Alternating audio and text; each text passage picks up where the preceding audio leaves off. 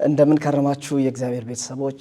ዛሬ በዚህ ሁኔታ ላይ የእግዚአብሔርን ቃል አብረን እንድንከፋፈል እንድንጽናና እንድንማር እንድንለወጥበት እግዚአብሔር በልቤ ያስቀመጠውን አንድ ቃል ይዤላችሁ መጥቻለሁ።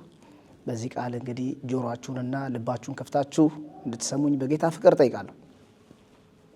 የማካፈላችሁ የእግዚአብሔር ቃል የሚገኘው ከዘጸአት ምዕራፍ 32 ሙሉ ምዕራፍ ነው። ሐሳቡን ማወራው ቁጥር 6ን እንደመነሻ አነባለሁ። የእግዚአብሔር ቃል እንደዚህ ይላል። በነጋውም ማልደው ተነስተው የሚቃጠል መስዋዕት ሰው የደህንነትን መስዋዕት አቀረቡ። ሕዝቡም ሊበሉና ሊጠጡ ተቀመጡ፣ ሊዘፍኑም ተነሱ ይላል። ይሄ ታሪክ በጣም የሚገርም ታሪክ ነው። ሁላችንም እንደምናውቀው እስራኤላውያን በግብጽ ምድር በባርነት እና በጭቆና በብዙ ስቃይና ለቅሶ እየኖሩ እንደነበረ ሁላችንም እናውቃለን። የመከራው ብዛት የሥራው ጫና እንግፍግፍ ሲያደርጋቸው የሚጮሁበት ስላልነበራቸው ወደ ሰራዊት ጌታ ወደ እግዚአብሔር እንደጮሁ እግዚአብሔርም ደግሞ ጸሎታቸውን እንደሰማ እንደወረደ እግዚአብሔር በብዙ ተአምራት ካሉበት መከራ ላይ ያወጣቸው እንደወሰነ ሁላችንም እናውቃለን። እና ሕዝቡን በጽኑ ክንዱ እግዚአብሔር ከፈርዖን እጅ ለማስለቀቅ ከ10 የማያንሱ ተአምራቶችን አድርጎ ከግብጽ ባርነት፣ ከግብጽ ጭቆና፣ ከግብጽ ስቃይ፣ ከዛ ከለቅሶና ከዋይታ ከምሬት ከግብጽ ምድር አወጣቸው። እግዚአብሔር ባጭር ጊዜ ውስጥ ነው ከነዓን እንዲገቡ ቃል የገባላቸው። እስራኤላውያን በመንገድ ላይ በሚሄዱበት ጊዜ ምድረ በዳ ማቋረጥ ነበረባቸው። በሚያቋርጡት ምድረ በዳ ሁሉ እግዚአብሔር የሚያስፈልጋቸውን ፕሮቪዥን ሁሉ ያቀርብላቸው ነበር። ራበን ሲሉ የሚበሉትን በመስጠት፣ ተጠማን ሲሉ የሚጠጡትን በመስጠት ጠላቶቻቸው ፈርዖን ሰረገላውን ፈረሰኞችና ፈረሱን አስከትቶ ከኋላ ሲከተላቸው እነሱ ደግሞ የሽሽትም የማምለጥም ጉዞ ስለነበረ በዚህ ጉዞ ላይ በጣም አስቸጋሪ ስጋት ነበራቸው። ልጆች አሉ፣ ሴቶች አሉ፣ ወንዶች አሉ፣ እንስሳት አሉ። ይሄ ሁሉ ነገር አለ እና በጣም አስቸጋሪ ስለነበረ ጉዞው ወደ እግዚአብሔር ይጮሃሉ። እግዚአብሔር ደግሞ አወጣለሁ ብሎ ተናግሮ ምድረ በዳ የማይጥል አምላክ ስለነበረ ማብላትና ማጠጣት ብቻ ሳይሆን ከጠላቶቻቸውም እጅ የማዳን አጀንዳ እግዚአብሔር ጋር ስለነበረ እግዚአብሔር ያደረገው አስደናቂ ታምራት ከ10 ታምራቶቹ ባለፈ ብዙ ታምራትን አድርጎላቸዋል። እስራኤላውያን ፀሐይ ሲያቃጥላቸው ለእስራኤላውያን ጥላ ደመና ያደርግላቸው ነበረ። በተመሳሳይ ሁኔታ ደግሞ ጠላቶቻቸው በፀሐይ እየተቃጠሉ ይከተሏቸው ነበር። ሲጨልም በምሽት ደግሞ ለእስራኤላውያን የእሳት አምድ ከፊት ለፊታቸው አውጥቶ በብርሃን እንዲሄዱ ያደርጋቸዋል። ጠላቶቻቸው ደግሞ በጨለማ መጓዝ ይከብዳቸውና ይደናበሩ እንደነበረ የእግዚአብሔር ቃል ይናገራል። ከዚህም አልፎ ተርፎ በፊት ለፊታቸው የሚያጓራውን ባህር እግዚአብሔር በሚያስደንቅ ሁኔታ በሚጠቀምበት በባሪያው በሙሴ አማካኝነት ባህሩን ከፍሎ አሻገራቸው። እስራኤላውያን ሲሻገሩ በደረቅ ምድር በውሃ በጭቃ አይደለም የሚለው በደረቅ ምድር እስራኤላውያኖችን አሻገራቸው። እስራኤላውያኖች በተሻገሩበት መንገድ ላይ እንሻገራለን ብሎ የገቡ የፈርዖን ሰራዊቶች ፈረሰኞችና ሰረገሎቹ በባህር ሰጠሙ ይላል። ይሄ ሁሉ ከሆነ በኋላ ነው እስራኤላውያን ከባህር ማዶ ሆነው ሙሴ ደግሞ ከእግዚአብሔር ጋር ለመነጋገር የቃል ኪዳኑን ታቦት ይዞ ለመምጣት ጽላቱን ይዞ ለመምጣት በሄደበት ጊዜ የ40 ቀን ያክል ቆይታ አድርጎ ነበር። በዚህ ቆይታ ጊዜ እስራኤላውያን ታግሰው ሙሴን መጠበቅ ያልቻሉበትን ሁኔታ እናስተውላለን። እንግዲህ ይህንን ሁሉ ተአምራት ያደረገውን እግዚአብሔር በብዙ ተአምራት በብዙ ትግል እስራኤላውያን እያስቸገረ እያጉረመረመ በዚያ ሁሉ ነገር ውስጥ የረዳቸው እግዚአብሔር ከነሱ ምን ይጠብቃል ብዬ እንደ አንድ የእግዚአብሔር ሰው አስባለሁ። ከዚህ ከተረዳ ሕዝብ ከባርነት ከጭቆና ከወጣ ሕዝብ ከዚህ ለቅሶ ተሰምቶ በእግዚአብሔር ዘንድ ጩኸቱ ተሰምቶ አቤት ብሎ መልስ ለሰጠው እግዚአብሔር ምላሻቸው ምን ይሆናል ብዬ ስጠብቅ የውዳሴ የልልታ የሽብሸባ እግዚአብሔርን የማምለክ እግዚአብሔርን የማመስገን አድርገህልናልና ባህሩን አሻግረናልና በደረቅ ምድር ተሻግረናልና ክብር ላንተ ይሁን መሰዊያ አዘጋጅተው ለእግዚአብሔር ምስጋና ያመጣሉ ተብሎ ሲጠበቅ የተቀመጡት አቀማመጥ በጣም የሚገርም አቀማመጥ ነበር። የተቀመጡት አቀማመጥ ሊበሉ ሊጠጡም ተቀመጡ ይልና ከመብላትና ከመጠጣት በኋላ አንድ የሚከተል ነገር አለ፣ መጥገብ አለ። ከጠገቡ በኋላ ሊዘምሩ ተነሱ ቢባል ምንም አይገርመኝም ነበር። ከበሉ ከጠጡ በኋላ ሊዘፍኑም ተነሱ ይላል። በእግዚአብሔር ፊት የረዳቸውን እግዚአብሔርን ብዙ ውለታ የዋለላቸውን እግዚአብሔርን ረስተው ምን አደረጉ? ጨፈሩ፣ ዘፈኑ፣ በእግዚአብሔር ፊት ፋነኑ። የእስራኤል ታሪክ በዛም አላበቃም። እስራኤል ምን አደረገ? እኛ ይህንን ሙሴን አናውቀውም አሉ። 40 ዓመት ሙሉ እግዚአብሔርን ወክሎ ከፊታቸው እየወጣ ባህር እየከፈለ ውሃ እያጠጣ መና እያመጣ እየጸለየ ከእግዚአብሔር ጋር በቅርብ እየተገናኘ ሲመራው የነበረውን ሙሴን አናውቀውም አሉ። ይህን ሙሴ አናውቀውም አሉ። ይህን ሙሴ አናውቀውም። ስለዚህ በፊታችን የሚሄድልን አምላክ ስራለን አሉት ይላል አሮንን። ይህን ስናስብ እኔ በጣም ወደ ራሴ ዞር ብዬ ወደኛ ዘመን ሰው ዞር ብዬ ማሰብ ፈልጋለሁ።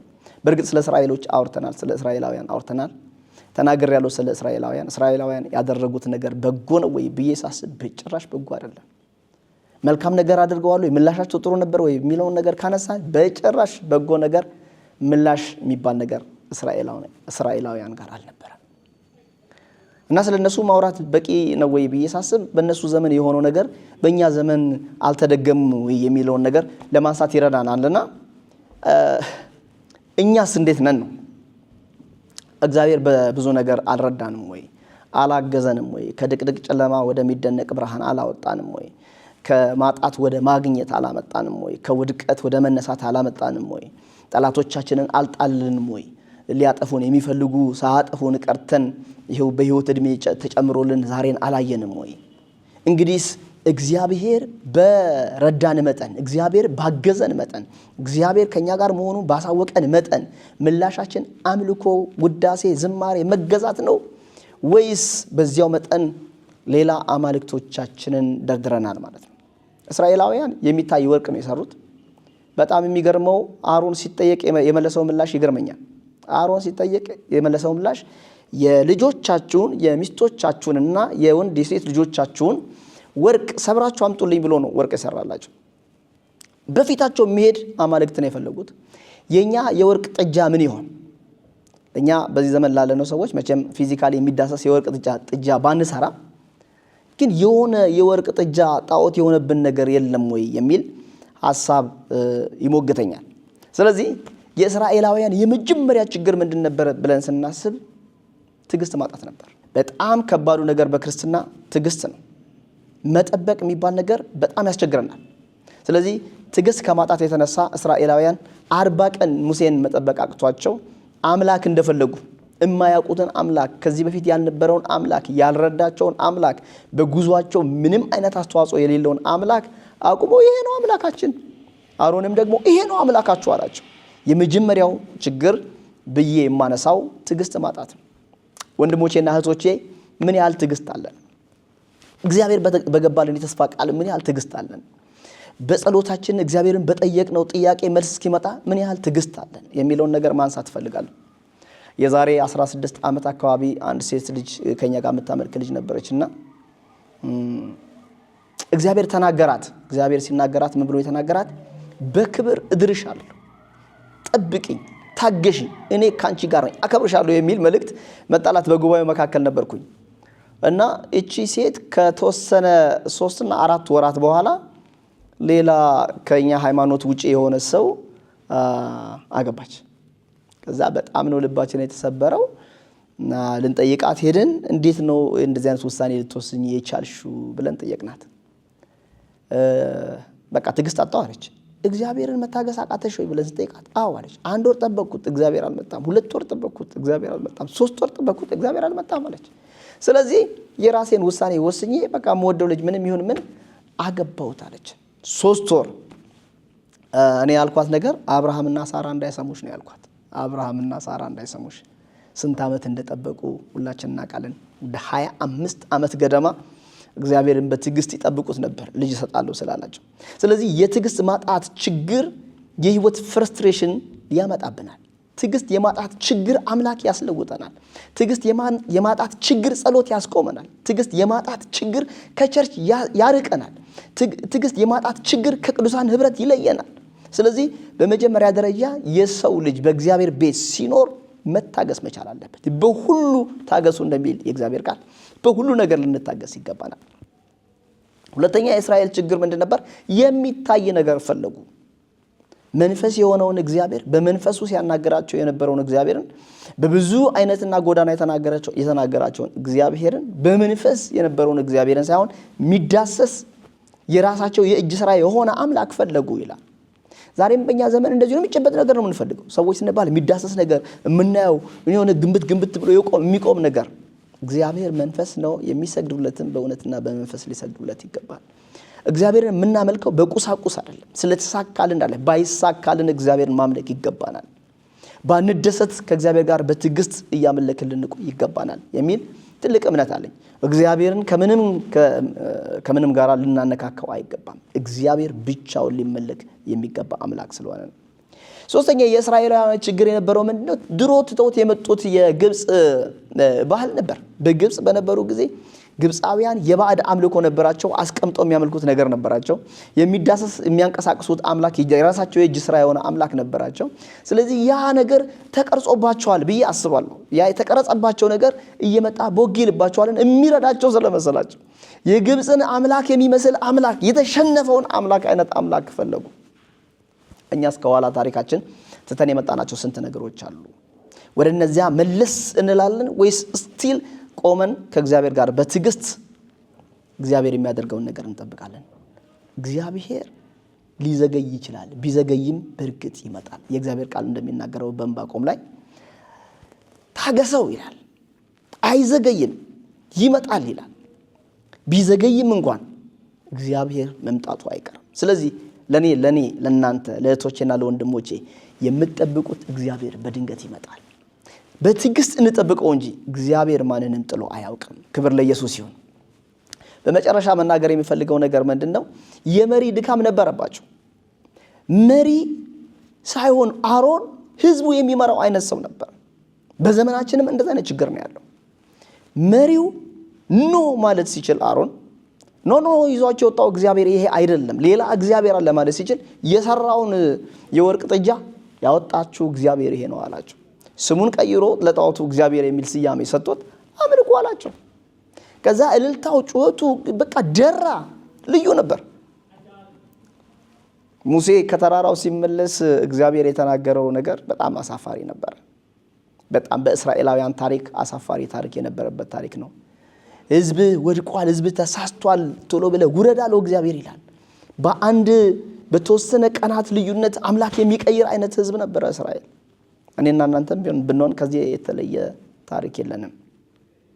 አንዳንድ ሰዎችን ኢንተርቪው አድርጌያቸው አውቃለሁና በምድረ በዳ በመንገድ ላይ ስትመጡ ባህሩ ሲያስቸግራችሁ፣ ረሃቡ ጥማቱ ሲያስቸግራችሁ፣ በጫካ ስታቋርጡ አንበሳ ሲያገሳባችሁ፣ በመርከብ ስትጓዙ ውሃው ማዕበሉ ሲያስጨንቃችሁ ምን ብላችሁ ነበር ብዬ ስላቸው፣ እግዚአብሔር ሆይ በሰላም ሳውዝ አፍሪካ አስገባኝ እንጂ ዘመኔን ሁሉ አመልክሃለሁ፣ አገለግላለሁ፣ ከቤት አልወጣም። የቃል ኪዳን አይነት ነው የምንደረድረው አሉ። ዘን እግራችን ግን ገና ሳውዝ አፍሪካን ሲረግጥ ያንን ሁሉ ነገር ነው የምንረሳው አሉ። የሰው ልጅ የዚህን ያክል ውለታ የመርሳት ባህሪ ያለው ነው። ዛሬ ላስታውሳችሁ፣ እግዚአብሔር ያደረገልን በፍጹም የሚረሳ አይደለም። እግዚአብሔር ከተወለድንበት ቀን ጀምሮ በስጋ ከተወለድንበት ቀን ጀምሮ እስከ ዛሬዋ ቀን ድረስ ያደረገልን ነገር በፍጹም ሊረሳ የሚገባው አይደለም። በእኛ ህይወት ላይ ጣልቃ ገብቶ የኛን ነገር ያሳመነ የሰው ልጅ የለም። የኛ ነገር ሁሉ በእግዚአብሔር እጅ ነው። የወንድሞቼ ነገር፣ የእህቶቼ ነገር፣ የኔ ነገር፣ የአማኝ ነገር በእግዚአብሔር እጅ ነው። ማንም የኔ ነገር ሊያቃናው፣ ማንም የኔ ነገር ሊያበላሸው አይችልም። የኔ ነገር በእግዚአብሔር እጅ ነው ብለን ልንቀበለው ይገባል። በእግዚአብሔር እጅ ነው ብሎ እግዚአብሔርን አምኖ የሚጠብቅ ሰው ትዕግስት ይኖረዋል። ካልሆነ ግን በእንትና ምክንያት ነው በእንትን ምክንያት ነው የተሳካልኝ የቆምኩት በእንትን ምክንያት ነው ብሎ የሚደረደር ሰው ካለ እርግጠኛው ነኝ የምነግራችሁ እግዚአብሔርን በትዕግስት ቆሞ መጠበቅ አይችልም። ይሄ ያወራሁት በስጋ ከተወለድንበት ቀን ጀምሮ ነው። ግን ልጁን ኢየሱስ ክርስቶስን ልኮ ዋጋ የተከፈለልን በክርስቶስ በኩል የተከፈለው ዋጋ ቀላል አይደለም። በክርስቶስ በኩል የተከፈለልን ዋጋ ነፍስ ከመስጠት ጋር ብቻ አናያይዞም፣ ከመሞት ጋር ብቻ አላያይዞም። መወለድ በራሱ ጌታ ኢየሱስ ክርስቶስ አምላክ የሆነው እግዚአብሔር ሰው ሆኖ መወለዱ በራሱ እጅግ በጣም ትልቅ ዝቅታ ማሽቆልቆል ነው። ማንም ሰው ከሆነ ትልቅ ከፍታ ላይ አሽቆልቆል የሆነ ደረጃ ላይ ውረድ ቢባል እሺ አይልም። ጌታ ኢየሱስ ክርስቶስ ጋር ግን ምንድነው ያለው? ጌታ ኢየሱስ አምላክነቱን እንደመቀማት አልቆጠረውም ይላል። የሰውን ስጋ ለብሶ የደካማውን ሰው ምስል መስሎ መጣ ይላል። መገረፉ፣ መሰደቡ፣ መነቀፉ፣ መሰቀሉ፣ በመስቀል ላይ መቸንከሩ፣ መሞቱ እነዚህ ሁሉ የተጠበቁ ናቸው። ግን እኔ ከመጀመሪያ ገና ስነሳ ሰው ሆኖ መወለዱ በራሱ ለኔና ለናንተ ሲል ነው። ሰው ሆኖ መወለዱ ብቻ እግዚአብሔር ለኔ የከፈለው ዋጋ ትልቅ ነው ብለን ልንናገርበት የሚገባ ነው። የተገረፈበትን አገራረፍ፣ በጥፍ የተመታውን፣ የፈጠራቸው ሰዎች የተፉበትን፣ የተገፈተረውን፣ ደሙ ከጭንቅላት እስከ ጥፍሩ ድረስ የወረደውን፣ በተበሳው እጆቹ የወረደውን ደም ያንን መርሳት እጅግ በጣም መዝቀጥ ነው። ስለዚህ ወንድሞቼ ጌታ ኢየሱስ ክርስቶስ ለኛ የከፈለውን እግዚአብሔር አንድያ ልጁ ኤሎሄ ኤሎሄ ላማ ሰበቅታኒ ብሎ ሲጮህ ጨክኖ ስም ያለውን እግዚአብሔር ውለታውን ማጥፋት ነው። በምንም አይነት ሁኔታ እግዚአብሔር ልንታገሰው ይገባል። በደረሰብን መከራ እግዚአብሔር ልንታገሰው ይገባል። በእርግጥ ኢየሱስ ክርስቶስ ሞት እንድል አድርጎ ተነስቷል። እመጣለሁ እንዳለ ደግሞ እንደዚሁ ይመጣል። እስኪመጣ ድረስ በክብር ታጅቦ በመላእክት ታጅቦ እስኪመጣ ድረስ በክብር እስከምናየው ድረስ ኢየሱስ ክርስቶስን በትዕግስትና በናፍቆት ልንጠብቀው ይገባል። ጌታ እግዚአብሔር ይባርካችሁ። በሙሉ አቅጣጫ በአራቱም አቅጣጫ በላይ በታች በምድር ሁሉ እግዚአብሔርን ታግሰን የምንጠብቅበትን ጸጋ እግዚአብሔር አብዛልን። ተባረኩ።